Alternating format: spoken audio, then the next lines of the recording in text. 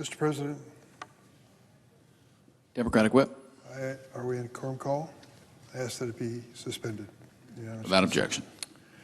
Mr. President, yesterday the Senate voted to begin consideration of the modestly named Genius Act, a bill that would regulate stable coins, a form of cryptocurrency.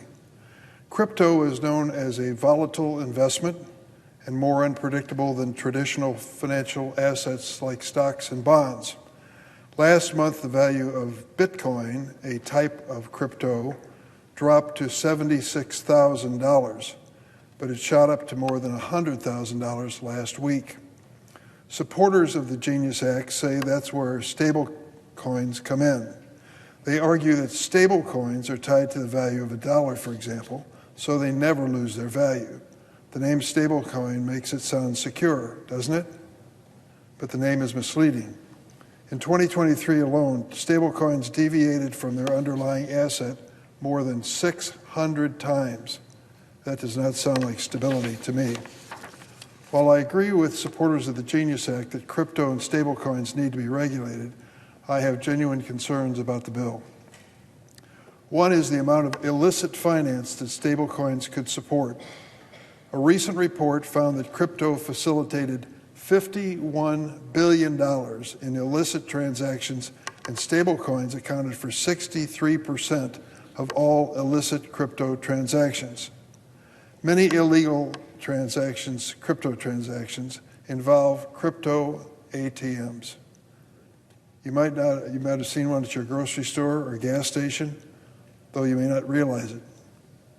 They allow you to trade in cash for cryptocurrency, but they also are a frequent tool of scammers and fraudsters who prey on Americans, especially senior citizens. We receive phone calls in our offices back in Illinois on a regular basis from senior citizens who've been scammed out of thousands of dollars. Here's how it works. A scammer will call an unassuming victim, pretending to be from the government or the victim's bank. Let me stop right there and say what I tell people over and over again. The government is not going to call you on the phone.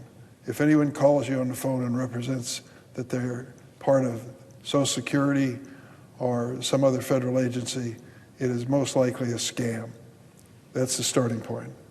A scammer calls this unassuming victim and creates a scenario, an emergency scenario in their minds. The scammer tells the victim that they owe money for skipping jury duty, for unpaid taxes, or that their bank account is frozen.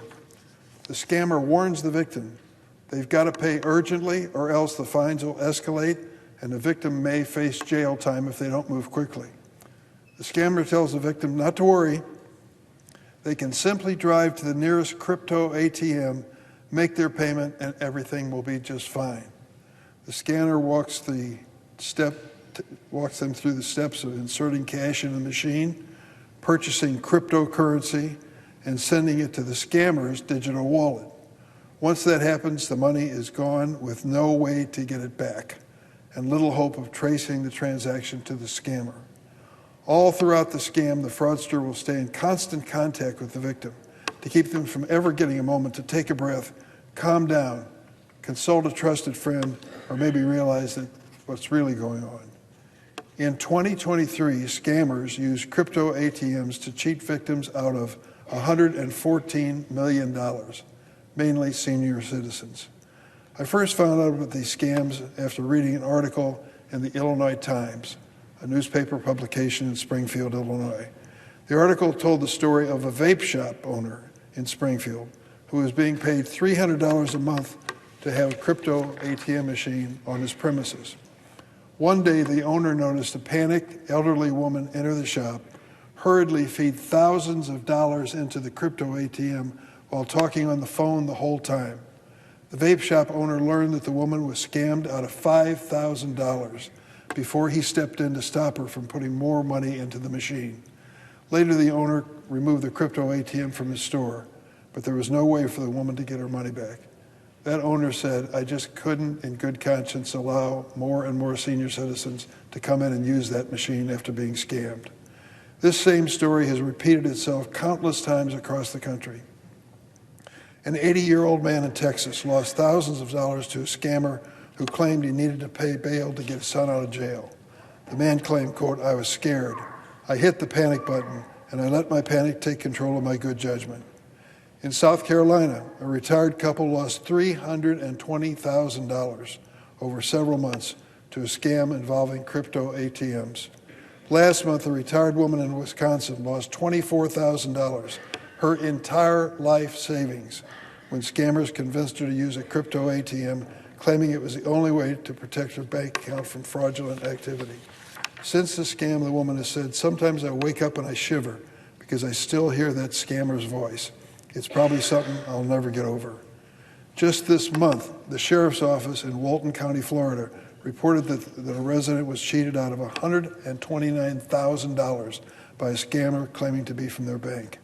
Crypto ATM operators will claim that their kiosks give banking and crypto access to the unbanked, often those in minority and low-income communities who've historically been locked out of the banking system.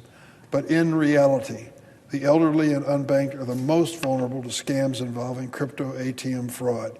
And crypto ATMs charge high fees, ranging from 7% to 20%, and have fewer customer protections, if any, for the users. States such as Nebraska, Arizona, and Connecticut have passed legislation to crack down on these scams. It's time for Congress to do the same. It's been predicted that the result of the so-called Genius Act is a dramatic increase in crypto activity. That means dramatic exposure to fraud. Let's make sure this amendment, which I'm going to offer to the Genius Act, is adopted to protect innocent victims. I can tell you for sure, you're going to hear from senior citizens and others who have lost their life savings. That's why I'm pushing for a vote on my amendment to the Genius Act. It creates common sense guardrails to prevent crypto ATM fraud and empower law enforcement to combat these scams. My amendment, based on the Crypto ATM Fraud Prevention Act, would require crypto ATM operators to warn consumers about scams, provide live customer support, develop comprehensive anti-fraud policies. With my amendment, fewer Americans will be cheated out of their entire retirement savings in just a few days, and ATM operators would no longer be able to simply turn a blind eye to the fraud at their kiosks. These scams have already harmed thousands of Americans and cheated them out of their life saving. Enough is enough. I urge my colleagues on both sides of the aisle, listen to the people you represent, particularly the senior citizens who are losing their life savings to these scams, and realize that with 30,000 crypto ATMs across the country, more and more of this will occur. We need to support this amendment that provides common sense guardrails to stop scammers in their tracks and protect hardworking Americans. Mr. President, I yield the floor.